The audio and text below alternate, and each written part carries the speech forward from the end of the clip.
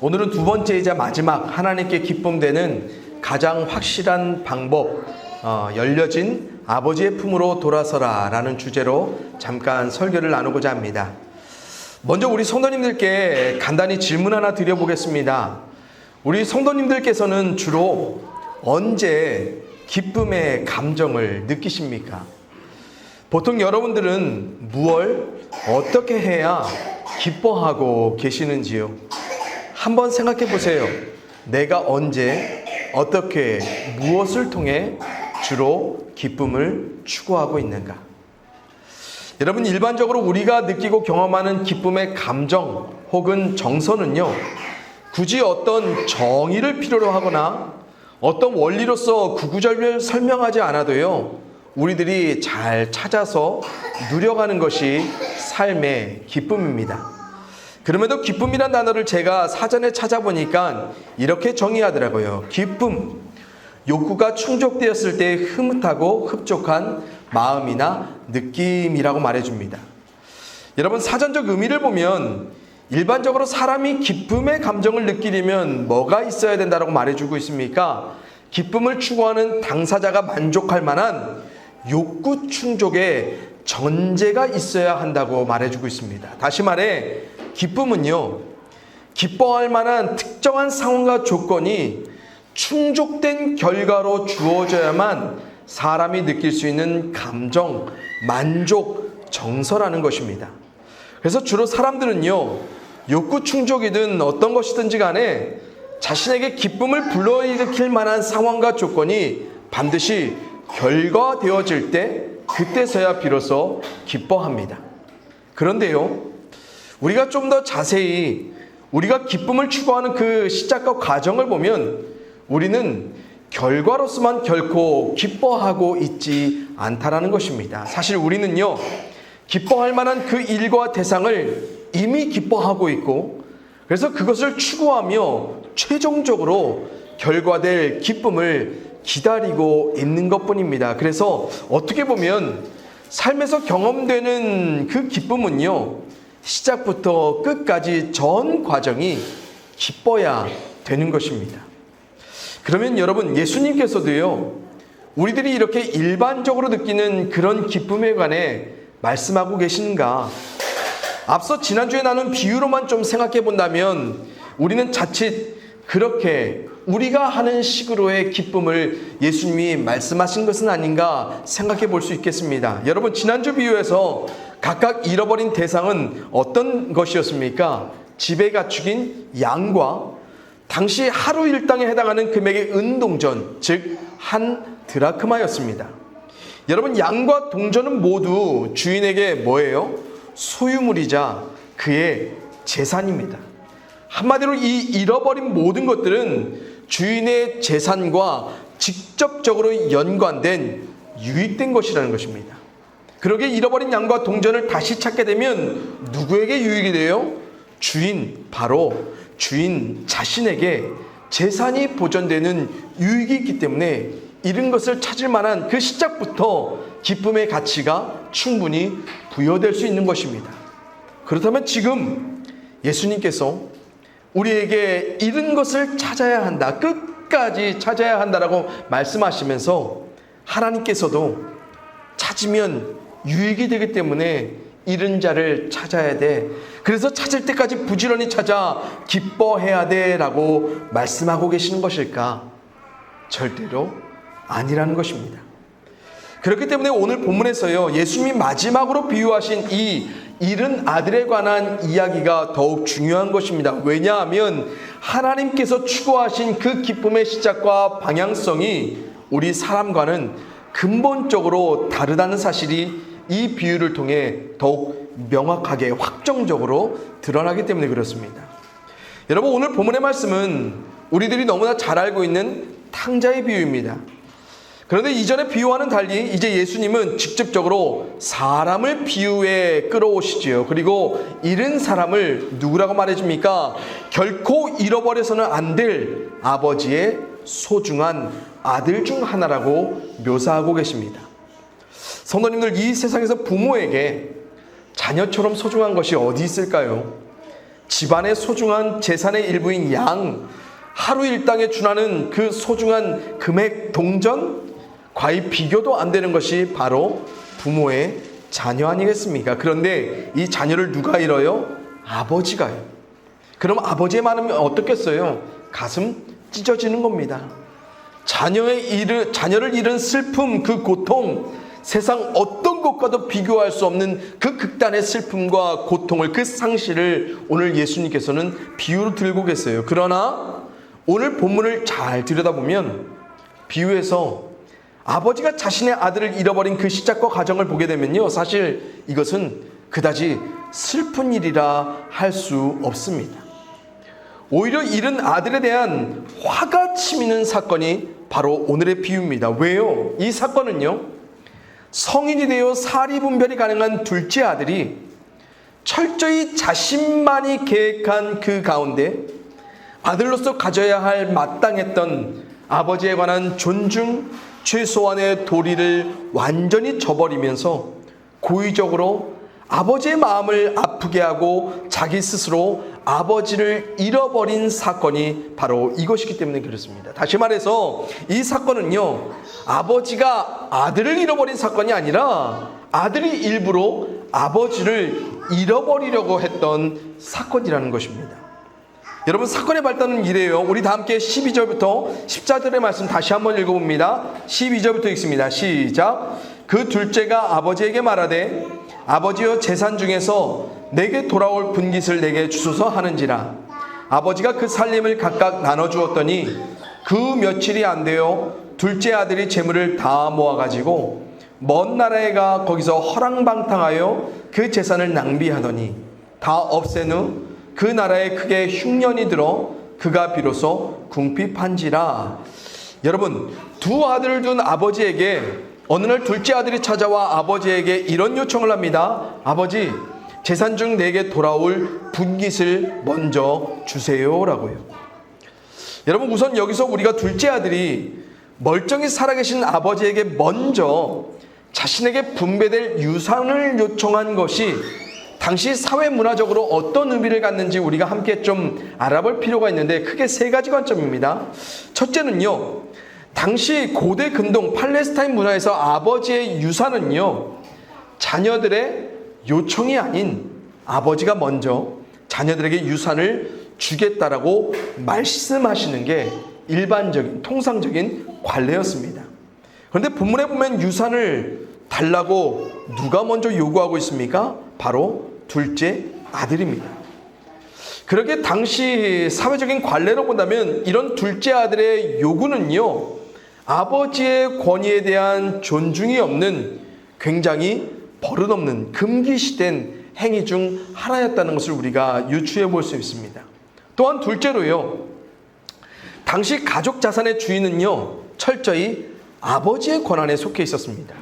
그래서 자녀에게 유산을 주느냐 마느냐의 결정권은요, 누구에게요? 아버지 고유의 권한이었어요. 그런데 이 둘째 아들은 마치 당연히 자기에게 돌아올 유산에 몫이 있다는 듯이 거리낌 없이 아버지에게 자신에게 해당하는 유산을 요청하고 있다는 것. 그래서 이런 둘째 아들의 모습은요, 당시 가족의 관계성을 무너뜨리는 매우 오만 불손한 태도이자 아버지의 권한을 넘어서는 월권 행위였음을 우리가 짐작해 볼 수 있습니다. 그리고 마지막으로 굉장히 중요한 것 한 가지가 있는데요, 보통 이 당시 아버지의 유산은 언제 받아야 하는 것이 관례였냐면 아버지의 죽음 직전에 혹은 아버지의 죽음 이후에 자녀들이 받는 게 관례였습니다. 그런데 본문에 보면 아들이 아버지에게 유산을 요청하는 시점이 언제예요?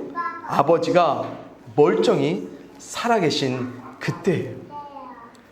그래서 종합해 보면요, 당시 사회 문화적 관점에서 이 둘째 아들은 어떤 아들이에요? 애초에 희망이 없는, 우리말로 아주 싹수가 노란 자식, 아주 네 가지가 없어도 아예 없는 그런 자식과 같은 존재였습니다. 가만히 보면 이 자녀는 아버지가 잃어버려도 될 만한 아들입니다. 왜 그렇습니까? 아버지의 권위, 아버지의 권한에 대한 존중과 존경 하나도 없어요. 자신이 마치 아버지의 유산을 상속받아야 될 사람처럼 아주 거만하고 당돌하게 요구해요. 비록 아버지가 살아계시지만 이 자녀에게 아버지란 존재는 누구예요? 이미 죽은 사람이에요. 이 자녀에게 아버지는 더 이상 아버지 아니에요. 그냥 유산이만 자기에게 넘겨주면 되는 그런 정도의 존재예요. 그래서 이 자녀는요, 아버지의 임종이 다다랐을 때가 아니라 아버지께서 멀쩡히 살아계신 그때에 자신의 유산을 당당하게 요청할 수 있었다는 거예요. 여러분, 오늘날로 따지면요, 이 둘째 아들은 그냥 사람의 도리와 자식의 본분을 저버린 폐륜아예요. 그래서 아버지가 그냥 호적에서 파버려도 그만인 자식. 물론 아버지의 마음은 너무나 쓰리고 아프겠죠. 하지만 그냥 자식 하나 잃어버린 셈 치고 남은 첫째 아들에게 자신의 모든 사랑과 헌신을 다해도 그만인 존재. 왜요? 이 둘째 아들에게 아버지는 이미 죽었거든요. 자신을 죽인 자로 여기는 자에게 어떻게 살아있는 자로 반응할 수 있겠습니까? 여러분, 그런데 더욱 가관인 건 뭡니까? 아버지의 유산을 받은 이 둘째 아들, 그래도 그 유산 갖고 나가서 번듯하게 자신의 뜻을 세워가며 삶을 읽어간 것 아닙니다.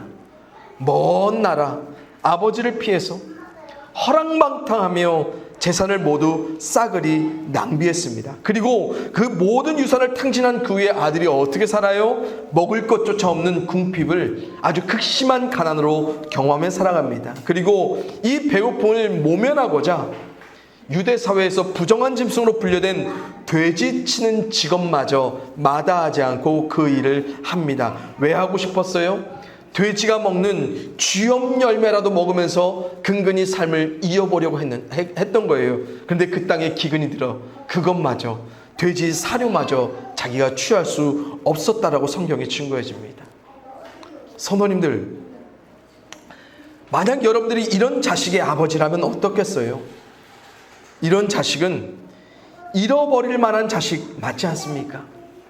이런 아들은 돌아와도 다시는 아들 취급하지 않고 멀찍이 살게 해도 괜찮지 않겠습니까? 이런 놈이라면 이젠 더 이상 아버지와 아들의 관계가 아니라 이 아들의 고백처럼 자식이 아닌 종처럼 남남처럼 그냥 그렇게 살게 해도 그만이지 않겠습니까? 아버지가 이렇게 아들을 취급해도 세상 누구도 뭐라 하지 않을 것입니다. 왜 그럴까요? 세상의 이치로도 도저히 용납될 수 없는 그런 아들의 모습이거든요. 이런 아들이 돌아온다고 정말 아버지가 기뻐해야 하는 것입니까? 이런 자식이 돌아오기까지 기뻐하길 목적하며 아버지가 기다리는 것이 마땅한 것입니까? 여러분, 우리 상식으로는, 우리의 감정으로는 이런 자식, 이런 아들, 이런 놈 감당할 수 없어요. 어디 하나 기뻐할 만한 구석이 전혀 발견될 수 없는 자녀예요. 시작부터 기쁨이 될 수 없는 존재, 그 과정을 살아낸 모습을 보면 더욱 절대로 기뻐할 수 없는 자식이 바로 이 자식이에요. 그런데 이런 놈에게 긍휼한 용서는 둘째치고 환영과 잔치는 애초부터 말이 안 되고요. 돌아오면 아버지가 당장에 혼을 내고 훈계해서 문전박대하며 다시 쫓아내야 마땅한 자식인데, 이 아들에겐 놀랍게도 이런 아들을 향해 아버지가 어떠한 마음을 갖고 기다리며 살아가고 있었냐고 성경이 묘사해 주면, 예수님이 말씀하시냐면요, 우리 다 같이 20절부터 24절의 말씀 한번 천천히 읽어보겠습니다. 우리 20절부터 24절까지 읽습니다. 시작. 이에 일어나서 아버지께로 돌아가니라. 아직도 거리가 먼데 아버지가 그를 보고 측은히 여겨 달려가 목을 안고 입을 맞추니, 아들이 이르되 아버지, 내가 하늘과 아버지께 죄를 지었사오니 지금부터는 아버지의 아들이라 일컬음을 감당하지 못하겠나이다 하나, 아버지는 종들에게 이르되 제일 좋은 옷을 내어다가 입히고 손에 가락지를 끼우고 발에 신을 신기라. 그리고 살찐 송아지를 끌어다가 잡으라. 우리가 먹고 즐기자. 이 내 아들은 죽었다가 다시 살아났으며 내가 잃었다가 다시 얻었노라 하니 그들이 즐거워하더라. 아멘. 먼저 저는 읽은 말씀에서요, 잃은 아들의 존재를 아버지가 어떻게 여기며 살아가고 있었는지 그 면모를 가장 극적으로 표현한 대목은 아들을 맞아서 잔치를 베푼 아버지의 모습이 아니고요, 바로 20절에 묘사된 아버지의 태도와 행함이라고 생각해 봅니다. 여러분, 20절에서 지금 아버지가 어떻게 하고 있어요? 아직도 거리가 먼데 아버지가 자녀를 봤어요. 이게 뭘 의미해요? 아버지는 자신을 잃어버리고 떠난 아들의 먼 길을 항상 먼저 보고 있었다는 것을 말해줍니다. 그래서 어떻게 돼요? 아들이 먼저 아버지를 보는 것이 아니라 아버지가 먼저 아들을 봐요. 이 아버지에게 방탕한 아들은요, 한 번도 잃어버려지지 아니하였던 존재였어요. 그래서 언제나 저제나 이 아들이 돌아올까 싶어서 아들이 떠난 그 먼 길을 늘 바라보고 있었던 것이 바로 아버지의 마음이에요. 그래서 그 진정한 마음 그대로 아버지는 어떻게 행동해요? 자신의 가득한 기쁨을 표현하기에 마치 고생이라도 했다가 돌아온 아들인 것 마냥 거침없이 달려가 그 아들의 목을 안고 입을 맞춰줘요. 물론 이런 아버지 앞에서 아들은요, 자신의 진실한 고백을 하며 자신의 죄를 인정하며 회개하죠. 또한 자신의 결의를 담아서 다시 아들이라 일컬음을 받지 못하겠다라고까지 고백을 합니다. 그런데 여기서 또 기가 막힌 아버지의 반응이 그려지죠. 여러분, 여기서 어떤 보통의 아버지라면 어떻게 했을 것 같습니까? 아버지가 아들에게 너 왜 그러냐며 떠난 아들에 대한 원망을 드러내고 아들의 지난 잘못들을, 과거를 철저히 들춰내면서 추궁하며 따져 묻지 않지요. 너 이렇게 될 줄 알았다라면서 아버지가 지금 무안과 핀자를 주면서 아들의 결과된 비참함을 업신여기면서 나무라지 않아요. 그래, 이젠 똑바로 정신 차렸지라며 철저히 회개하며 반성했는지 거듭 확인하거나 다시는 그러지 않겠다라는 아들의 다짐과 결단을 아버지는 아들에게 결코 요구하지 않아요. 왜요? 아버지에게는 그냥 아들이 돌아온 것이면 된 거예요. 아들이 돌아온 그것만이 아버지에게는 가장 소중한 거예요. 아들의 송구하고 죄송스러운 그 마음 아버지는 이미 다 알아요. 아버지에겐 지금 자식의 지난 과거가 하나도 중요하지 않아요. 어떠한 과거를 살아냈더라도 지금 아버지에게 가장 중요한 것은 지금 아들이 돌아온 이 시점만이 중요할 뿐입니다. 그래서 그 마음 그대로를 아버지는 이렇게 행동으로 표현해요. 종들을 시켜서 가장 좋은 옷을 가져다 입히고요, 손에 가락지를 끼우고 발에 신을 신겨주고 극진히 아들을 환영해 줍니다. 그리고 살찐 송아지를 잡아서 돌아온 아들을 위해 즐거운 잔치를 벌이고 사람들 가운데 잃어버린 아들을 찾았다, 죽었다, 나는 죽었다가 살아 돌아온 이 아들을 즐거워하기 시작합니다. 여러분, 잃어버린 아들은 분명 결코 기뻐할 수 없는 존재였습니다. 잃어버린 아들이 생각하기에도 아버지가 다시 자신을 통해 기뻐하실 수 있을까 전혀 예상할 수 없었을 것입니다. 그러나 아버지는 그렇게 해요. 왜요? 아버지에게 이 잃은 아들은 언제나 기쁨 그 자체였기 때문에 그렇습니다. 사랑하는 성도님들, 우리가 너무나 잘 알고 있는 스바냐서의 말씀 여러분 기억하십니까? 제가 읽어드려요. 너의 하나님 여호와가 너의 가운데에 계시니 그는 구원을 베푸실 전능자이시라. 그가 너로 말미암아 기쁨을 이기지 못하시며 너를 잠잠히 사랑하시며 너로 말미암아 즐거이 부르며 기뻐하시리라 하리라. 성도님들 어떠세요? 우리가 정말 이 말씀 그대로를 언제나 믿으며 살아갈 수 있습니까? 언제나 우리 가운데 계시는 그 하나님을, 언제든지 우리에게 구원을 베푸실 그 전능하신 하나님을 정말로 믿으며 살아가고 계십니까? 혹시 우리는 이런 하나님이 우리로 기뻐하실 만한, 그래서 내가 하나님을 정말로 주체할 수 없이 기쁘게 만들 때에만, 그때에만 비로소 내 삶 가운데 계시면서 나를 사랑하여 주시는 하나님, 이런 하나님은 자신을 즐겁게 하는 그 순간을 살아내는 그 사람에게만 기뻐하심으로 자신의 전능한 구원을 베풀어 주실 그런 하나님이라고만 여러분 생각하며 살아가고 있지 않습니까? 아니요. 만약 그렇게 우리가 하나님을 믿어 살아가고 있다면 우리는 완전 잘못 믿은 거예요. 만약 그렇게만 하나님의 사랑받으려고 간구해 왔다면, 만약 그렇게만 전능하신 하나님의 구원이 내게 베풀어질 것이라 믿어왔다면 우리는 완전히 하나님을 오해하며 왜곡하며 믿어온 거예요. 보세요. 예수님이 하나님의 마음 그대로를 비유로서 대변해 주십니다. 하나님이 먼저 우리의 먼 길을 주목하며 보고 계세요. 떠난 나지만 내가 떠난 그 길을 하나님이 먼저 계세요. 하나님이 먼저 보고 계세요. 아버지 하나님이 그리고 그 길을 걸어오는 나에게 먼 길 앞에 먼저 달려오고 계세요. 그래서 우린 그런 하나님을 믿음으로 또 한 번 돌아가는 것뿐이고요.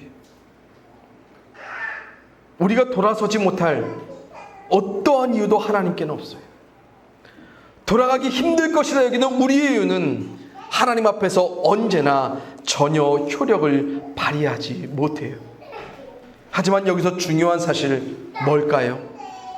어떠한 과거를 갖고 있더라도 나를 기뻐하며 사랑하셔서 내게 구원을 베푸실 그 하나님을 경험하는 사람은 오직 누굽니까? 그런 하나님을 믿음으로 돌아선 그 사람만이 누려요. 그래서 그 사람에게만 하나님이 입으시는 최상의 옷이 입혀지고요, 하나님이 끼우시는 가락지가 있고요, 그분이 신기우는 신발, 그분이 베푸시는 극진한 환영과 잔치 모두는 그런 하나님을 믿고 그분께로 돌아선 자에게 허락된다는 것을 우리가 분명히 기억해야 합니다. 사랑하는 성도님들, 우리에겐 이런 하나님이 계시기에 돌아서지 못할, 돌아가지 않을 우리의 이유가 전혀 없지요. 그런데 실제로는요, 우리의 이유로서 하나님께 돌아서지 못하는 사람들이 꽤나 많아요. 하나님께 돌아가도 내게 오히려 따져 물어오실 하나님이라고 예상하고, 돌아가면 호되게 다시 질책해서 더 고통하는 회개로서 나를 철저히 괴롭게 하실 하나님이라고 믿고 있는 사람들이 너무 많아요. 그러기에 오늘 아버지의 하나님의 마음 그대로를 비유로 대변해 주신 이 탕자의 비유 예수님의 말씀을 우리는 삶의 평생에 더욱더 새겨가며 기억하며 살아가야 할 것입니다. 언제나 우린 하나님의 기쁨입니다. 언제나 우리의 돌아섬은 극진한 기쁨으로 우리를 환영하고 또한 우리의 삶에 잔치를 베풀어 가실 그 하나님의 역사가 예비된 삶임을 여러분들 기억하셨으면 좋겠습니다. 그래서 하나님이 더없이 분명하게 이렇게 선포하십니다. 예레미야 말씀인데요, 제가 읽어드려요. 너희 변절한 자들아, 자녀들아, 내가 너희의 변절한 마음을 고쳐줄 터이니 나에게로 돌아오너라. 우리가 지금 주님께 돌아옵니다. 주님 말이 주 우리의 하나님이십니다. 아멘. 성도님들, 우리는 아직 하나님을 배반하며 변절까지는 안 했죠. 그렇지요? 그런데 변절했었어도 괜찮아요. 그래서 변절자들에게 하나님 말씀하세요. 돌아와, 내가 고칠게. 그래서 변절자들이 대답합니다. 지금 주님께 돌아갑니다. 그래서 주님이 우리의 하나님이십니다 라고 고백해요. 여러분들, 하나님이 왜 하나님이냐면요, 받을 수 없는, 기뻐할 수 없는 그 누군가를 끝까지 돌아오게 하셔서 고쳐가시면서 그를 받아주시면서 기뻐하시는 이 세상, 아니 만물의 가장 유일한 존재가 바로 하나님뿐이시기 때문입니다. 그 하나님을 가장 하나님답게 마주할 수 있는 사람은 누구요? 날마다 하나님께 돌아서는 자들입니다. 그러기에 마지막으로 이제 우리 성도님들께 묻습니다. 우리는 정말 하나님을 하나님답게 믿고 있습니까? 그래서 오늘도 이 아버지 하나님의 이유로서 우리가 돌아서고 있습니까? 이 시간 우리 함께 찬양하면서 우리 잠깐 기도하시죠. 하나님, 오늘도 하나님의 그 마음 그대로를 비유로서 대변하여 주신 예수님의 말씀을 우리가 있는 그대로 믿기를 소원합니다. 도저히 기뻐할 수 없는 그 아들을 다시 맞아주시며 형언할 수 없는 기쁨을 아들을 향해 표현하셨던 하나님의 그 마음을 우리가 온전히 믿습니다. 아들에겐 이유가 될 수 없지만 그래서 하나님께는 이유가 있음을 우리가 오늘도 발견합니다. 날마다 우리의 이유로서 어두운 삶을, 날마다 우리가 자초한 그 신음함을, 날마다 우리가 하나님을 떠난 그 잃어감을 살아감에도 불구하고 그런 자가 하나님을 바라보며 다시 돌이킬 때 그토록 기뻐하셨던 하나님의 그 마음을 우리가 오늘도 바라봅니다. 하나님, 우리 성도님들 그 하나님께로 향한 믿음을 절대로 잃어버리지 않게 하시고 하나님께로, 그래서 날마다 돌이키는 그 삶의 소망을 저들이 믿음 안에 물어갈 수 있도록 도와주시옵소서. 그래서 정말 하나님을 가장 하나님답게 삶으로서 마주하며 살아갈 수 있도록 도와주시옵시고 이 땅에 속한 모든 성도들이 그 하나님을 그렇게 마주하며 살아갈 수 있도록 도와주시옵소서.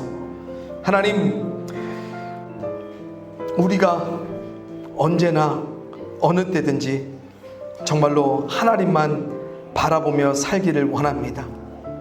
하나님을 바라볼 때 정말로 하나님이 하나님 되어주실 것을 확신하는 믿음으로 우리가 하나님을 바라보며 살아가게 하여 주시옵소서. 이 한 주간이 그런 하나님을 바라보는 삶의 시작이 될 수 있도록 역사하여 주시기를 원합니다. 감사를 드리었고 사랑이 많으신 예수님의 이름으로 감사하며 기도합니다. 아멘.